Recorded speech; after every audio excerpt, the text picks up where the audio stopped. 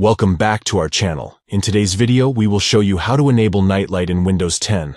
Let's get started. Open the Start menu on your computer and type Nightlight in the search bar.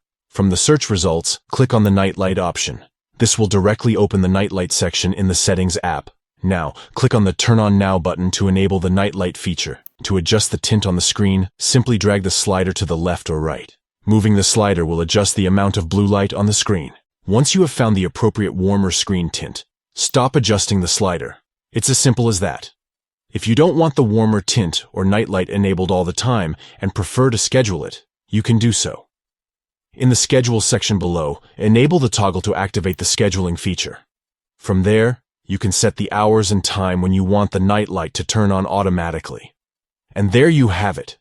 You now know how to enable nightlight in Windows 10. It's a great feature that can help reduce eye strain and improve sleep quality. Thank you for watching. If you found this video helpful, don't forget to give it a thumbs up and subscribe to our channel for more useful tutorials. If you have any questions or suggestions, please leave them in the comment section below. Until next time, take care and enjoy your well-rested nights with Nightlight enabled.